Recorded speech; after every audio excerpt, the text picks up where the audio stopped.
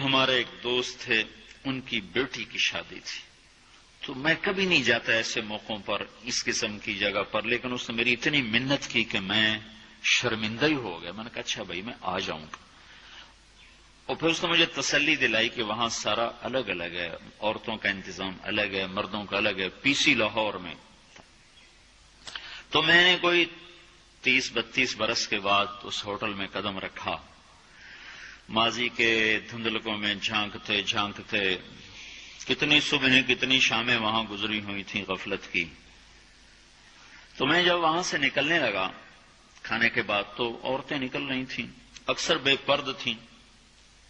تو وہاں گیلری میں مجھے کسی نے روک لیا، وہ مجھ سے بات کرنے لگ گیا. میں کھڑا ہو گیا. دائیں بائیں کچھ اور عورتیں کھڑی تھیں. اتنے میں سب کی نظر پیچھے لگی، عورتوں کی بھی مردوں کی بھی. تو مجھے سمجھ میں نہیں آیا کہ یہ نظریں پیچھے کیوں اٹھ رہی. کیا دیکھا، میرے قریب سے ایک خاتون گزری جو سر سے لے کر پاؤں تک مکمل برقعے میں، ہاتھوں پہ بھی دستانے تھے اور پاؤں میں جرابیں تھیں، اور ایک بالکل سادہ سا برقع انہوں نے پہنا ہوا تھا. جب وہ گزری ہے تو ایک دم سناٹا چھا گیا، سارے عورتوں پر بھی سارے مردوں پر بھی. تو مجھے اس وقت خیال آیا کہ یہ حق ہے. یہ سورج جب چمکتا ہے تو ہر ایک کو اس کی روشنی نظر آتی ہے. وہ عورت اتنے اعتماد سے گزری، ورنہ ایسے ماحول میں تو جنہوں نے پردے کیے ہوتے ہیں وہ پردے اتار دیتے، سر سے دوپٹے اتار دیتے. وہ اس میں اس طرح گزری، اوہو، سب کی نظریں شرم و حیا سے جھک گئیں. وہ عورتیں جن کے دوپٹے کہیں جا رہے تھے ان کی بھی نظریں شرم و حیا کی وجہ سے جھک گئیں. یہ مسلمان عورت کی پہچان ہے.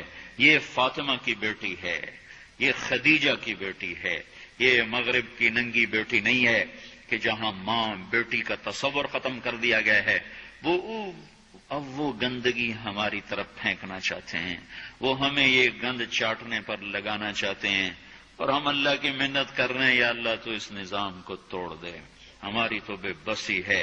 ہماری بیٹیوں کے سر سے دوپٹے اتر گئے، کپڑے مختصر ہو گئے.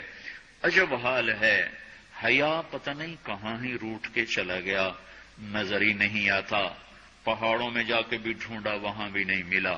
صحراؤں میں گئے، دریاؤں میں گئے، کہیں نہیں ملا. کبھی ایک صفت ہوا کرتی تھی، آج پتہ نہیں کہاں سے ملے گی، کس بازار سے ملے گی. وہ منڈیاں ہی بند ہو گئیں. جس قوم کی بچیاں ناچ گانے کو اپنا شعار اور شوق بنا لیں، ان کی نسل سے اب خالد بن ولید نہیں پیدا ہو سکتے، ناچنے والے ہی پیدا ہوں گے. محمد بن قاسم نہیں پیدا ہو سکتے، طارق بن زیاد نہیں پیدا ہو سکتے.